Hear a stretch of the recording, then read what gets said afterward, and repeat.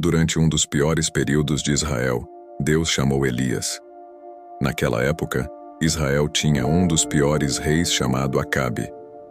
Elias era um dos maiores profetas de Israel, nascido em Tisbe, na região montanhosa de Gileade, do lado leste do rio Jordão. Ele reinou a maior parte de sua vida, mais tempo do que a maioria dos próprios reis, embora não haja nenhum livro escrito em sua honra. Ele ficou mais conhecido por seu encontro com os profetas de Baal no Monte Carmelo. O rei Acabe incorporou o idealismo em um sistema que deveria ser governado pelo plano de Deus, pois os israelitas eram seu povo. Israel estava sofrendo devido ao mau governo. Mas Elias representava um tipo diferente de poder. Ele não tinha ligações com grupos políticos ou a família real. Tinha a capacidade de falar a verdade ao poder terreno sem ser cooptado ou corrompido. Elias era um homem corajoso que falava a verdade independentemente de quem estivesse no comando. Ele representava um reino totalmente diferente com um objetivo muito diferente. Parecia que Elias tinha alcançado o auge das aventuras da vida, heroísmo quase inacreditável, e ainda assim era humilde de coração. Mas ele estava se preparando para superar tudo. Ele estava se preparando para evitar a morte. A morte imortal de Elias o coloca na categoria de partidas imortais raras. Embora nunca tenhamos sido informados de quando e como Deus fez isso, do contexto, é claro que ele informou Elias sobre sua iminente partida. Deus revelou isso aos filhos dos profetas e também a Eliseu, o íntimo amigo do velho profeta e sucessor divinamente escolhido, como veremos em 2 Reis 2:1-12. Quando o Senhor estava prestes a levar Elias para o céu em um redemoinho, Elias e Eliseu estavam a caminho de Gilgal. Chegamos ao último dia de Elias na terra, quando ele será elevado nos céus em um redemoinho. A palavra hebraica aqui também pode ser traduzida como em uma rajada, em um momento ventoso. Elias foi capturado em um movimento expansivo. O enchiam. Naquele momento ele partiu desta terra para a presença de Deus. Não apenas Deus disse a Elias que isso aconteceria e como aconteceria, mas também indicou a ele onde isso aconteceria.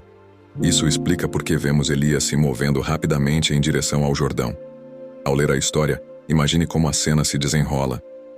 Elias disse a Eliseu: "Por favor, fica aqui, pois o Senhor me enviou a Betel." Mas Eliseu respondeu: "Pela vida do Senhor e pela tua própria vida não te deixarei." Então eles foram para Betel. Os filhos dos profetas em Betel se aproximaram de Eliseu e disseram: "Você sabe que hoje o Senhor levará seu mestre para longe de você?" Ele respondeu: "Sim, eu sei, não falem disso para ninguém."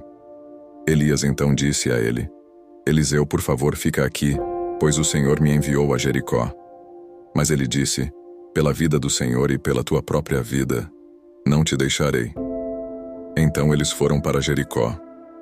Os filhos dos profetas em Jericó se aproximaram de Eliseu e disseram a ele: "Você sabe que hoje o Senhor levará seu mestre para longe de você?"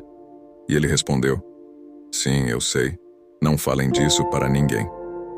Elias disse a ele: "Por favor, fica aqui, pois o Senhor me enviou ao Jordão." Mas ele disse: "Pela vida do Senhor e pela tua própria vida, não te deixarei." Então ambos continuaram juntos. Os filhos dos profetas fizeram a mesma pergunta a Eliseu em Betel e em Jericó: "Você sabe que hoje o Senhor levará seu mestre para longe de você?" Eliseu respondeu da mesma forma em ambos os casos: "Sim, eu sei. Agora, por favor, calem-se." Gilgal foi o ponto de partida. Segundo Josué 4, Gilgal era o lugar para onde as crianças do acampamento israelita iam após atravessar o Jordão para entrar em Canaã. Se você se lembra de sua história bíblica, era o lugar onde ainda estavam seguros antes de iniciar sua invasão em território inimigo. Gilgal foi o ponto de partida para a última jornada de Elias. A próxima parada para Elias foi Betel, o lugar da oração. Betel significa casa de Deus. Finalmente, Elias foi para o Jordão, que era o lugar da morte. Não apenas a morte física, mas também a morte para a própria vida. Quando Elias chegou ao Jordão, seu último destino terreno, Eliseu lhe disse: "Pela vida do Senhor, não te deixarei." Desde Gilgal, Elias vinha tentando se distanciar de Eliseu. Não acredito que estivesse tentando se livrar de Eliseu, mas sim testando seu próximo companheiro, seu futuro sucessor. Quando os dois homens chegaram ao Jordão, a cena mudou abruptamente. Agora ocorre um evento miraculoso. Também estavam ali 50 homens dos filhos dos profetas, que pararam de longe para os observar, enquanto os dois estavam de pé junto ao Jordão. Elias pegou seu manto, enrolou-o e bateu nas águas, que se separaram, permitindo que ambos atravessassem a pé. Após a travessia, Elias disse a Eliseu: "Pergunte o que posso fazer por você antes de ser levado de você." E Eliseu respondeu: "Peço que haja em mim uma porção dobrada do teu espírito." Elias disse: "Você pediu algo difícil. No entanto, se me vires quando for levado de ti, isso acontecerá, mas se não, não acontecerá." Este evento é semelhante ao milagre que ocorreu séculos antes, quando Deus milagrosamente dividiu o Mar Vermelho, permitindo que Moisés e os filhos de Israel atravessassem em terra seca. Neste caso, as águas do Jordão se separaram, permitindo que Elias e Eliseu atravessassem o rio a pé. Então Elias se volta para seu amigo e pergunta: "O que posso fazer por você antes de partir, antes que o Senhor me leve desta terra?"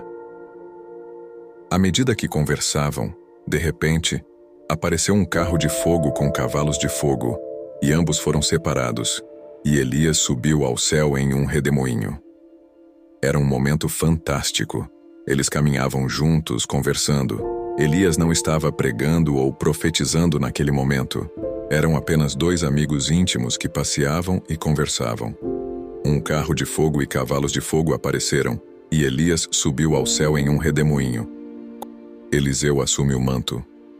Eliseu viu isso e exclamou: meu pai, carro de Israel e seus cavaleiros." E então ele não viu mais Elias. Em seu luto, Eliseu pegou suas próprias roupas, rasgou-as em luto, pegou o manto de Elias que havia caído e voltou para a margem do Jordão. Ele bateu nas águas com o manto e disse: "Onde está o Senhor, Deus de Elias?"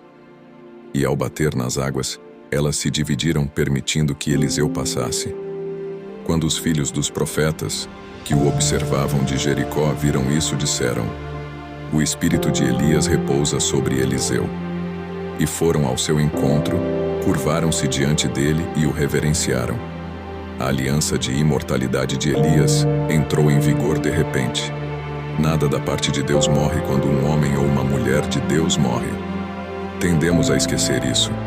Eliseu é um exemplo disso, e Deus sempre tem um plano. Pense nisso.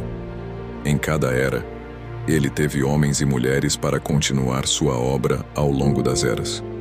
Deus nunca ficou frustrado, pensando no que seu povo faria agora que ele se foi, agora que não está mais com eles. Nosso Criador, Deus, é onipotente e suas reservas nunca se esgotam. Eliseu ficou surpreso e momentaneamente chocado, mas isso não durou muito. Ele se abaixou, pegou o manto do profeta e se lembrou das palavras de Elias. Ele atravessou o Jordão, reivindicou a autoridade que agora era sua, e a partir desse momento começou o seu próprio ministério profético.